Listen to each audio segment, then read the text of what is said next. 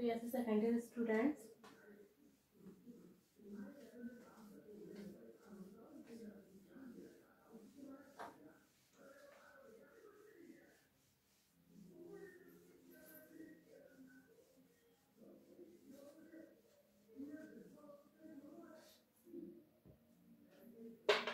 हम लोग डिस्कस कर रहे थे स्ट्रक्चर ऑफ प्रोटीन। ठीक है, क्या डिस्कस कर रहे थे हम लोग?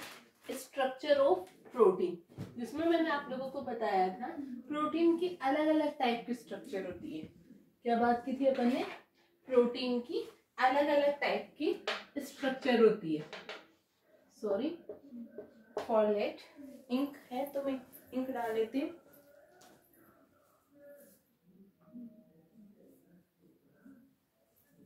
ठीक है, तो अपन बात कर रहे थे about structure of protein. Structure of protein में मैंने आप लोगों को बताई थी कि प्रोटीन के स्ट्रक्चर को एक्सप्लेन करने के लिए भी, जैसे बाकी चीजों में अलग अलग साइंटिस्ट ने अपना अलग अलग रोल प्ले किया, वैसे ही प्रोटीन के स्ट्रक्चर में भी अलग अलग साइंटिस्ट ने अपना अलग अलग रोल प्ले किया। और प्रोटीन को देख कि कहाँ पे किस टाइप का प्रोटीन है, उन्होंने अपने अलग अलग कॉन्सेप्ट दिए, या फिर मैं ये कहूँ प्रोटीन की अलग अलग टाइप की स्ट्रक्चर उन्होंने बताई।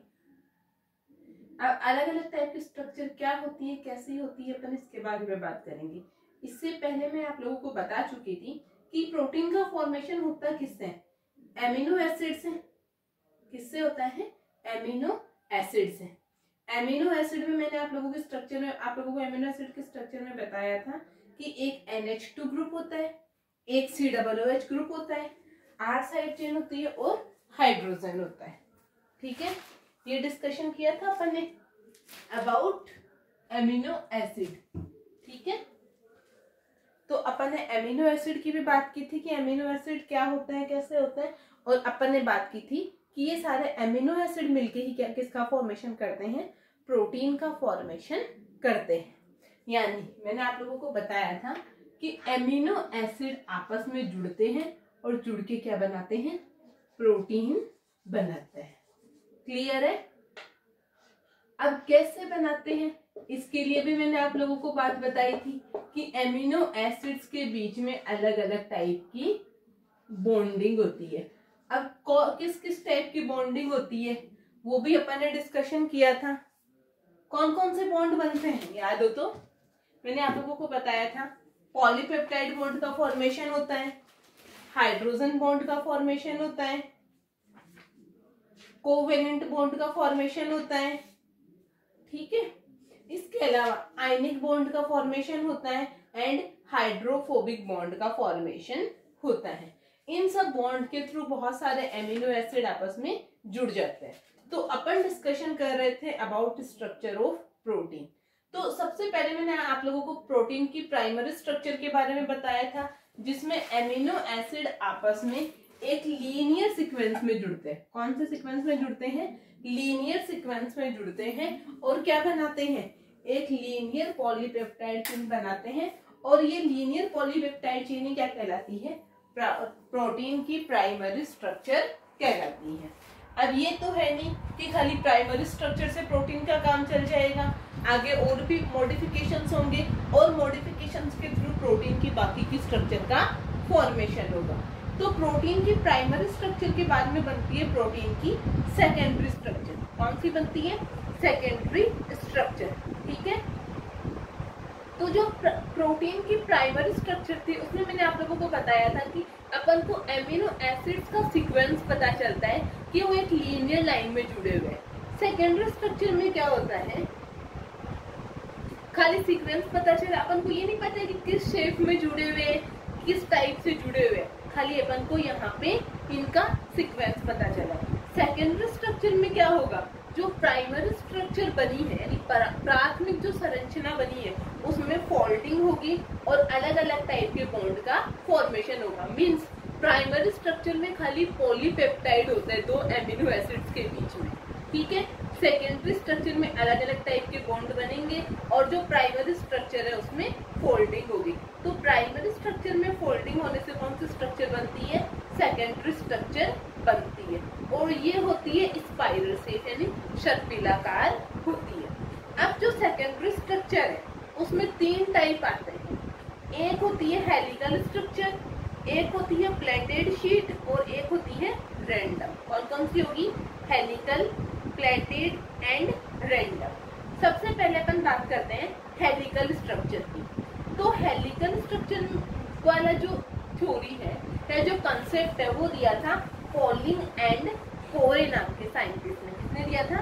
पॉलिंग एंड कोरे ने दिया था 1981 में। किसने दिया? पॉलिंग एंड कोरे 1981। क्लियर है? अब इन्होंने क्या किया, क्या बताया, अपन वो बात करते हैं। ठीक है, तो इन्होंने क्या किया, सेकेंडरी स्ट्रक्चर की स्टडी की और उसे नाम दिया अल्फा हेलिक्स। ठीक है, और इसकी स्टडी उन्होंने की थी एक्स-रे डिफ्रैक्शन पैटर्न के थ्रू। किसके थ्रू की थी? एक्स-रे डिफ्रैक्शन पैटर्न के थ्रू। ठीक है, अब इतना बड़ा काम किया तो इसके लिए उनको नोबेल प्राइज भी दिया गया, वो सब बात की बात है। इन्होंने बताया क्या? इन्होंने ये बताया कि एक एमिनो एसिड की NH2 ग्रुप और दूसरे एमिनो एसिड का कार्बोक्सिलिक ग्रुप यानी COOH ग्रुप के मध्य हाइड्रोजन बॉन्ड बनता है। ठीक है, एक एमिनो एसिड का NH2 और दूसरे एमिनो एसिड का COOH, इन दोनों के बीच में हाइड्रोजन बॉन्ड का फॉर्मेशन होता है। ठीक है, और ऐसे ही बॉन्ड बहुत सारे बनते जाते हैं, यानी दो एमिनो एसिड के बीच में बनते जाएंगे। ठीक है, जिससे स्ट्रक्चर क्या हो जाएगी? ट्विस्ट हो जाएगी और बहुत सारे हाइड्रोजन बॉन्ड बन जाएंगे। ठीक है, और इसी ट्विस्टेड स्ट्रक्चर को अपन बोलते हैं अल्फा हेलिक्स या हेलिकल स्ट्रक्चर। ठीक है, क्या बोलेंगे? अल्फा हेलिक्स या हेलिकल स्ट्रक्चर। कहने का मतलब है एक चेन का एमिनो एसिड का NH2 और साइड वाला का कौन सा? COOH ग्रुप के ऐसे बहुत के बीच में हाइड्रोजन बॉन्ड होता है और बहुत सारे हाइड्रोजन बॉन्ड मिलके एक ट्विस्टेड स्ट्रक्चर बनाते हैं, जिसे अपन बोलते हैं अल्फा हेलिक्स या सेकेंडरी स्ट्रक्चर ऑफ प्रोटीन। क्या बोला जाएगा इसे? अल्फा हेलिक्स या सेकेंडरी स्ट्रक्चर ऑफ प्रोटीन। अभी सेकेंडरी स्ट्रक्चर का एक दूसरा पार्ट है प्लेटेड शीट। कौन सा है? Pleated sheet. ठीक है, यहाँ पे क्या होगा? अब बहुत सारी पॉलीपेप्टाइड चेन बनेगी, एक चेन बन गई लीनियर, फिर दूसरी बनेगी, फिर तीसरी बनेगी, फिर चौथी बनेगी, तो ऐसे करके बहुत सारी चेन बन जाएगी। ठीक है, तो यहाँ पे क्या होगा? एक चेन का NH2 ग्रुप, दूसरी चेन का COOH ग्रुप, इन दोनों के बीच में बॉन्डिंग होगी, यानी एक लीनियर लाइन और दूसरी लीनियर लाइन के बीच में बॉन्डिंग हो रही है। इसे अपन बोलते हैं बीटा स्ट्रक्चर। ठीक है, और यहाँ पे क्या होगा? एक जो लीनियर लाइन है वो दूसरी लीनियर लाइन के पैरेलल होगी। क्या होगी? पैरेलल होगी। ठीक है, और एंटी पैरेलल भी हो सकती है। तो इस टाइप से क्या बनती है? बीटा प्लेटेड शीट बनती है या बीटा स्ट्रक्चर बनती है। थर्ड पार्ट है रैंडम स्ट्रक्चर। यहाँ पे क्या होता है? कोई फिक्स ज्योमेट्री अपन नहीं बता सकते, एमिनो एसिड जुड़ते जाते हैं और उनके बीच में हाइड्रोजन बॉन्ड और बाकी के बॉन्ड बनते जाते हैं, जिससे पूरी चेन क्या होती है? एक कॉइल्ड फॉर्म में आ जाती है और इस कॉइल्ड फॉर्म को अपन बोलते हैं रैंडम स्ट्रक्चर। ये थी प्रोटीन की सेकेंडरी स्ट्रक्चर। क्या थी बच्चों? ये प्रोटीन की सेकेंडरी स्ट्रक्चर, जहाँ पे अल्फा हेलिक्स है, बीटा प्लेटेड शीट है और रैंडम स्ट्रक्चर है। अब नेक्स्ट अपन बात करते हैं टर्सरी स्ट्रक्चर ऑफ प्रोटीन। किसकी बात करते हैं अपन? टर्सरी स्ट्रक्चर ऑफ प्रोटीन की। अब जब प्राइमरी स्ट्रक्चर में ट्विस्टिंग हो रही है तब सेकेंडरी स्ट्रक्चर बन रही है, और आगे सेकेंडरी में भी अगर और ज्यादा ट्विस्टिंग हो रही है, और ज्यादा कॉम्प्लिकेशन आ रहे तो कौन सी स्ट्रक्चर बनेगी? टर्सरी स्ट्रक्चर बनेगी, जिसे अपन 3D स्ट्रक्चर भी बोलते हैं। ये ग्लोब्यूलर हो सकती है और इसके अलावा और भी बहुत शेप में हो सकती है। ठीक है, तो यहाँ पे कौन कौन से बॉन्ड बन सकते हैं? हाइड्रोजन बॉन्ड बन सकते हैं, डाइसल्फाइड बॉन्ड बन सकते हैं, इसके अलावा यहाँ पे हाइड्रोफोबिक बॉन्ड बन सकते हैं, वांडरवॉल बॉन्ड बन सकते हैं। कहने का मतलब है जब प्रोटीन बहुत ज्यादा कॉम्प्लिकेटेड हो जाएगा तब उसे अपन बोलेंगे टर्सरी स्ट्रक्चर। नेक्स्ट अपने पास है क्वार्टनरी स्ट्रक्चर या फिर 4 डिग्री स्ट्रक्चर, ठीक है।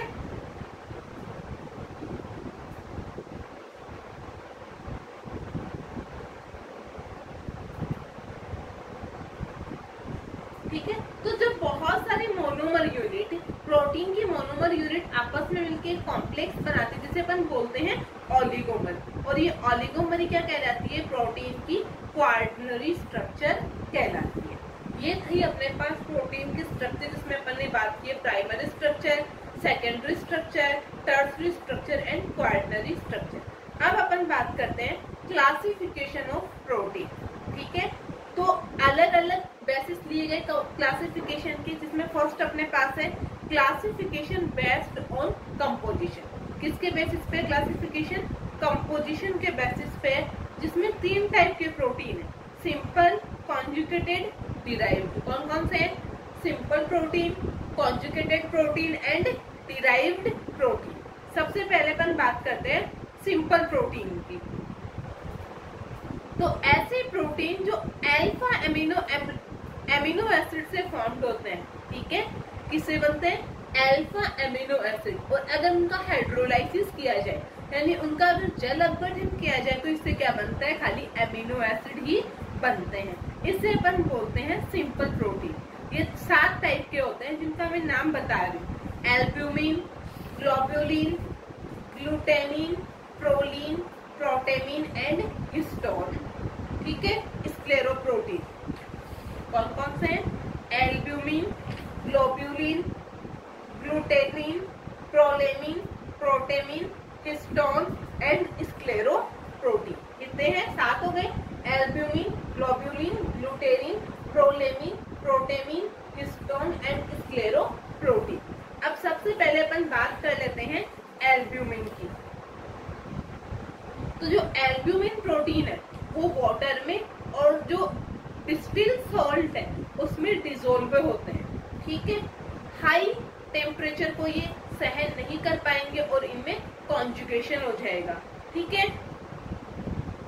इसके अलावा अगर ये बात करें कि एल्ब्यूमिन प्रोटीन मिलेगा कहाँ, तो इसका सबसे अच्छा एग्जांपल है एग में जो प्रोटीन होता है वो होता है एल्ब्यूमिन। इसके अलावा जो अरंडी का नाम सुना है आप लोगों ने, केस्टर का, उसमें भी कौन सा होता है, एल्ब्यूमिन प्रोटीन। और इसके अलावा जोम में भी कौन सा होता है, एल्ब्यूमिन प्रोटीन। तो जोम में, अरंडी में और एग में कौन सा प्रोटीन होगा, एल्ब्यूमिन प्रोटीन होगा, जो कि वाटर में डिसोल्व हो सकता है और जो डाइल्यूट सॉल्ट है उसमें डिसोल्व हो सकता है। ये टेम्परेचर को ज्यादा सहन नहीं कर पाता है। सेकेंड है ग्लोब्यूलिन प्रोटीन। तो जो ग्लोब्यूलिन प्रोटीन है वो वाटर में डिसोल्व नहीं होते हैं, बट ये साल्ट में डिसोल्व हो जाते हैं, ठीक है। अगर मैं ग्लोब्यूलिन प्रोटीन के एग्जांपल की बात करूं तो जो प्लाज्मा है उसमें ग्लोब्यूलिन प्रोटीन होगा, मटर में होगा और मूंगफली में होगा। मटर, मूंगफली एंड प्लाज्मा, बॉडी में जो प्लाज्मा प्रेजेंट है उसमें होता है ग्लोब्यूलिन प्रोटीन। थर्ड है ग्लूटेनिन, ठीक है। तो ये जो ग्लूटेनिन है वो साल्ट में भी डिसोल्व नहीं होते हैं। इसके अलावा कुछ सॉल्यूशंस होते हैं उन जो न्यूट्रल होते हैं उनमें भी ये डिसोल्व नहीं होते, लेकिन जो डाइल्यूट एसिड होते हैं उनमें ये डिसोल्व होता है, ठीक है। अगर ग्लूटेनिन की बात करूं तो जो गेहूं में और चावल में क्या पाया जाता है, ग्लूटेनिन प्रोटीन पाया जाता है। किस किस में, गेहूं एंड चावल। नेक्स्ट है प्रोलेमिन। प्रोलेमिन क्या है, वाटर में भी डिसोल्व नहीं होगा, एल्कोहल में भी डिसोल्व नहीं होगा, बट जो 70 to 80% इथाइल एल्कोहल है उसमें ये डिसोल्व हो जाएगा।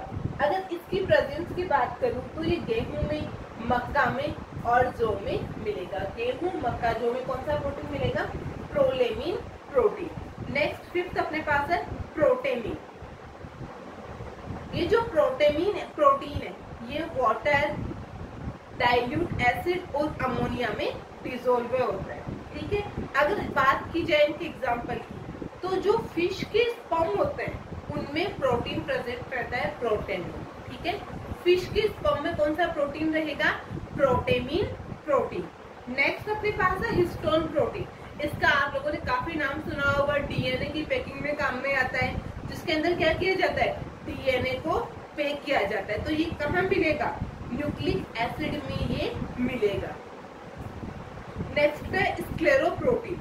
ये जो स्क्लेरोप्रोटीन है ये वाटर में डिसोल्व नहीं होंगे और ये स्ट्रक्चरल प्रोटीन है जो बोन में, हेयर में, वूल में और जो कनेक्टिव टिश्यू है उनमें मिलेंगे। जैसे केराटिन प्रोटीन का नाम सुना है ना, हेयर्स में, नेल्स में मिलेगा। इसके अलावा कोलेजन प्रोटीन जो अपनी स्किन में मिलता है, स्किन को इलास्टिसिटी प्रोवाइड करता है। ये थे अपने पास सिंपल प्रोटीन।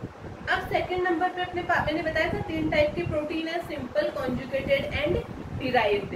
तो सेकंड नंबर पे अपन बात करते हैं कॉन्जुगेटेड प्रोटीन्स की। किसकी बात कर रहे हैं भाई, अभी अपन कॉन्जुगेटेड प्रोटीन्स की। सिंपल प्रोटीन का डिस्कशन अपन कर चुके हैं, जो अपन ने टोटल 7 पढ़े हैं। अब अपन बात कर रहे हैं कॉन्जुगेटेड प्रोटीन की, ठीक है। तो जो सिंपल कॉन्जुगेटेड प्रोटीन है उनमें एमिनो एसिड तो प्रेजेंट होगा ही होगा, साथ में इनमें प्रोस्थेटिक भी ग्रुप होगा। ये चीज मैंने आपको एंजाइम में भी बताई थी, simple enzyme and conjugated enzyme. तो वही चीज यहाँ है, सिंपल एंजाइम में खाली प्रोटीनस पार्ट था, कॉन्जुगेटेड एंजाइम में प्रोटीन के साथ साथ प्रोस्थेटिक ग्रुप भी था। तो यहाँ पे भी प्रोटीन के साथ एमिनो एसिड के साथ अगर प्रोस्थेटिक ग्रुप है तो उसे अपन बोलेंगे कॉन्जुगेटेड एंजाइम प्रोटीन। इसके भी कुछ एग्जांपल्स हैं। फर्स्ट है ग्लाइकोप्रोटीन, ठीक है। तो ग्लाइको का मतलब यहाँ ग्लूकोज या कार्बोहाइड्रेट्स हैं। तो अगर प्रोटीन और कार्बोहाइड्रेट जुड़े हुए हैं तो उसे अपन बोलेंगे ग्लाइकोप्रोटीन, ठीक है। इसका एग्जांपल एंटीबॉडी वाले प्रोटीन और एंटीजन वाले प्रोटीन। सेकंड है लाइपोप्रोटीन। अगर प्रोटीन और लिपिड जुड़े हुए हैं तो उसे अपन बोलेंगे लाइपोप्रोटीन। थर्ड है न्यूक्लियोप्रोटीन। अगर न्यूक्लिक एसिड और प्रोटीन जुड़े हुए हैं तो उसे अपन बोलेंगे न्यूक्लियोप्रोटीन, जैसे न्यूक्लियोहिस्टोन, ठीक है। नेक्स्ट है फॉस्फोप्रोटीन। अगर प्रोटीन के साथ फॉस्फेट जुड़ा हुआ है तो उसे अपन बोलेंगे फॉस्फोप्रोटीन। नेक्स्ट है क्रोमोप्रोटीन। अगर प्रोटीन के साथ कोई पिगमेंट जुड़ा हुआ है प्रोस्थेटिक ग्रुप की फॉर्म में तो उसे अपन बोलेंगे क्रोमोप्रोटीन। नेक्स्ट है मेटेलोप्रोटीन। अगर प्रोटीन के साथ कोई मेटल जुड़ा हुआ है तो उसे अपन बोलेंगे मेटेलोप्रोटीन। ग्लाइकोप्रोटीन यानी प्रोटीन प्लस कार्बोहाइड्रेट, लाइपोप्रोटीन यानी प्रोटीन प्लस लिपिड, न्यूक्लियोप्रोटीन यानी न्यूक्लिक एसिड प्लस प्रोटीन, फॉस्फोप्रोटीन यानी फॉस्फेट प्लस प्रोटीन, क्रोमोप्रोटीन यानी पिगमेंट प्लस प्रोटीन, मेटेलोप्रोटीन यानी मेटल प्लस प्रोटीन, ठीक है। अब थर्ड टाइप अपने पास है डिराइव्ड प्रोटीन। दोनों हो गए, सिंपल भी हो गए, कॉन्जुगेटेड भी हो गए। अब थर्ड है डिराइव्ड। तो डिराइव्ड का मतलब है जो किसी से गेन किए जाते हैं, मींस सिंपल प्रोटीन से या कॉन्जुगेटेड प्रोटीन के डाइजेशन से जो प्रोटीन मिलेंगे उनको अपन बोलेंगे डिराइव्ड प्रोटीन। ये भी 2 टाइप के होते हैं, primary derived protein and secondary derived protein. कौन कौन से हैं, primary derived protein and secondary derived protein. सबसे पहले अपन बात करते हैं प्राइमरी डिराइव्ड प्रोटीन की।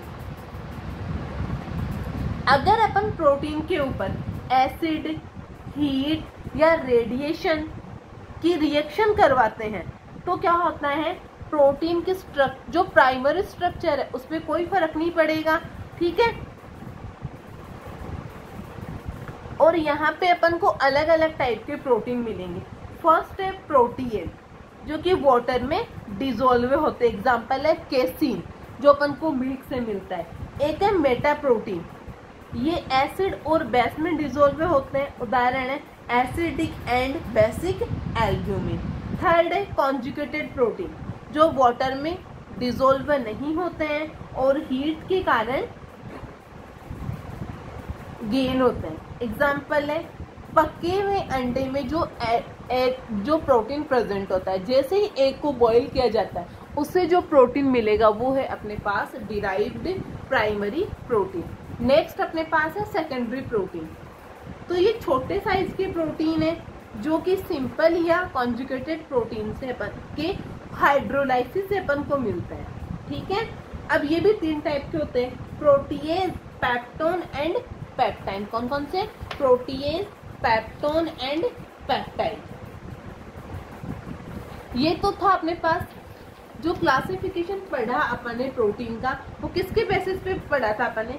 कंपोजिशन एंड सॉल्युबिलिटी के बेसिस पे, यानी किस कहाँ से कैसे मिलके बने होते हैं और किस किस में ये डिसॉल्व होता है।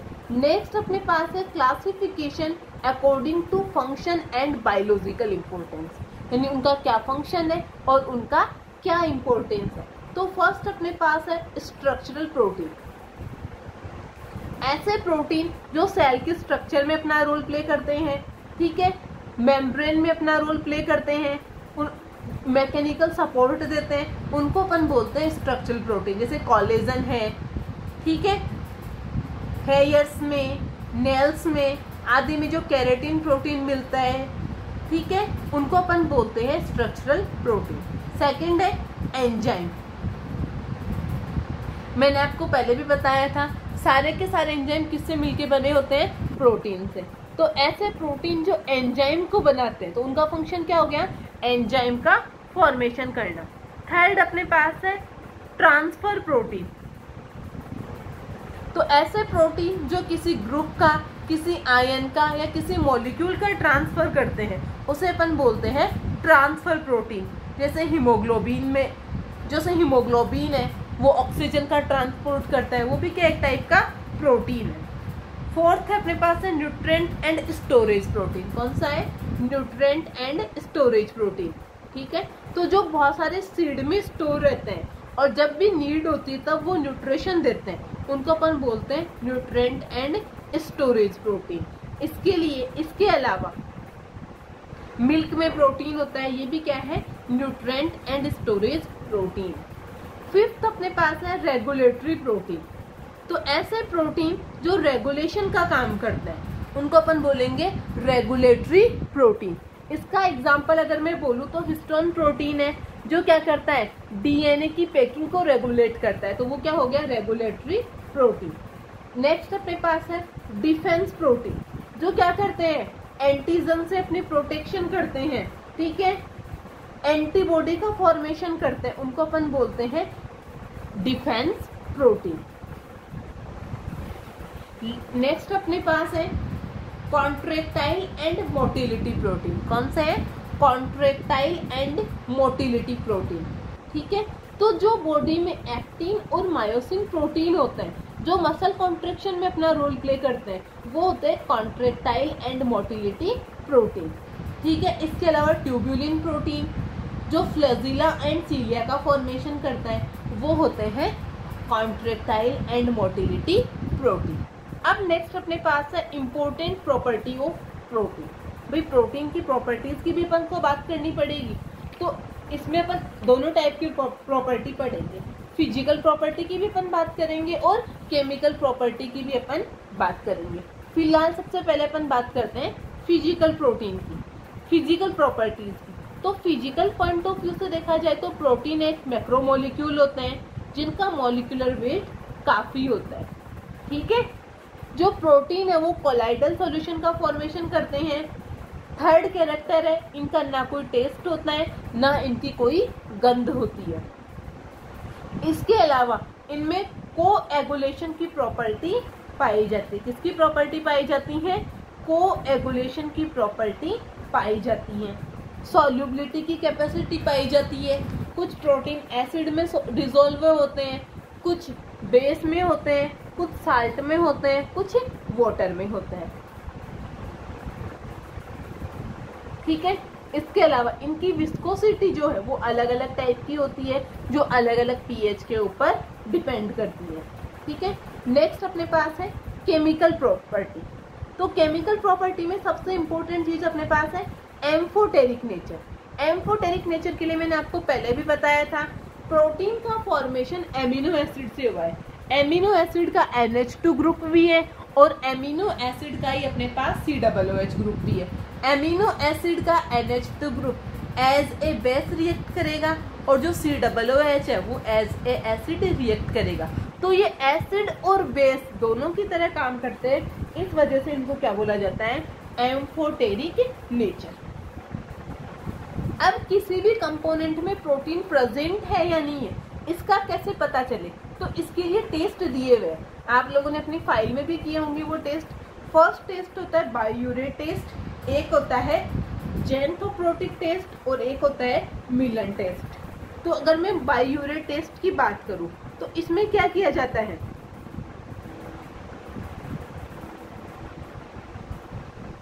अगर प्रोटीन के अंदर अपन डाइल्यूट कॉपर सल्फेट डालते हैं, ठीक है, टेस्ट ट्यूब लो, उसमें कोई भी प्रोटीन लो, ठीक है, प्रोटीन लेने का मतलब है ऐसा कंपोनेंट लो जिसके लिए आपको टेस्ट करना है। अगर टेस्ट में अगर कंपोनेंट में कॉपर सल्फेट, वो भी डाइल्यूट डालने पर ब्लू या पर्पल कलर आता है, ठीक है, और ब्लू पर्पल कलर में अगर अपन एसिटिक एसिड डालते हैं तो वो कलर गायब हो जाता है, ठीक है। इसका मतलब है कि वहां पे क्या प्रेजेंट है, प्रोटीन प्रेजेंट है। ये है बायूरेट टेस्ट। सेकंड अपने पास है जेंथोप्रोटिक टेस्ट, ठीक है, ये किसकी वजह से होता है, एरोमेटिक एमिनो एसिड। मैंने आपको बताया था अलग अलग होते हैं एमिनो एसिड, एलिफेटिक, एरोमेटिक और हेटेरोसाइक्लिक। तो अगर प्रोटीन में एरोमेटिक एमिनो एसिड है तो अब प्रोटीन में क्या होगा, टायरोसिन, फिनाइल एनालिन, ट्रिप्टोफेन, ये सब प्रेजेंट रहेंगे, ठीक है। और इन सब को टेस्ट के लिए क्या किया जाता है, नाइट्रिक एसिड डाला जाता है, ठीक है। जैसे ही नाइट्रिक एसिड डालेंगे येलो कलर आएगा, ठीक है, और येलो कलर, ठीक है, येलो कलर आने का मतलब है वहां पे प्रोटीन प्रेजेंट है। थर्ड है मिलन टेस्ट। तो मिलन एक टाइप का रिएजेंट होता है, ठीक है, जिसमें क्या होता है, नाइट्राइट एंड नाइट्रेट का मिक्सचर होता है, ठीक है। जब इसको प्रोटीन सॉल्यूशन के साथ गर्म करते हैं तो क्या होता है कि एक एमिनो एसिड इसके साथ रिएक्शन करता है और एमिनो एसिड की रिएक्शन से रेड कलर अपन को गेन होता है, और ये रेड कलर से ही अपन को पता चलता है कि यहाँ पे प्रोटीन प्रेजेंट है। नेक्स्ट अपने पास है नाइट्रोप्रोसाइड टेस्ट। नाइट्रोप्रोसाइड टेस्ट में क्या करते हैं, जो सल्फर वाला एमिनो एसिड है उनके लिए होता है, तो यहाँ पे क्या किया जाता है, सल्फाहाइड्रिल ग्रुप जो प्रेजेंट है वो नाइट्रोप्रोसाइड के साथ रिएक्शन करेगा और डार्क पर्पल या रेड कलर देगा। तो डार्क पर्पल या रेड कलर से प्रूव होता है कि इसमें प्रोटीन प्रेजेंट है। ये यहाँ अपन ने एमिनो एसिड की स्ट्रक्चर, एमिनो एसिड की physical chemical properties, classification, protein की structure, physical chemical properties and classification और प्रोटीन के लिए टेस्ट की पूरी बात किया। मीन्स अपना प्रोटीन का चैप्टर कंप्लीट हुआ। अब नेक्स्ट अपन बात करेंगे कार्बोहाइड्रेट की, मीन्स हाइड्रेट ऑफ कार्बन की। कार्बोहाइड्रेट क्या होते हैं, क्या इनकी प्रॉपर्टीज है, क्या इनका क्लासिफिकेशन है, इनका स्ट्रक्चर क्या है एंड इनकी प्रॉपर्टीज क्या है। तो नेक्स्ट क्लास में अपन डिस्कस करेंगे अबाउट कार्बोहाइड्रेट, ठीक है। आई होप आप लोगों को इतना समझ में आया होगा। लास्ट यूनिट चल रही थी जिसमें अपना एंजाइम एंड प्रोटीन कंप्लीट हुआ, ओके। इससे नेक्स्ट अपन नेक्स्ट क्लास में डिस्कस करेंगे। आपको कुछ भी नहीं समझ में आए, आप क्वेश्चंस कमेंट सेक्शन के थ्रू पूछ सकते हैं, आप लोग क्वेश्चंस ग्रुप में मैसेज करके पूछ सकते हैं। बाय।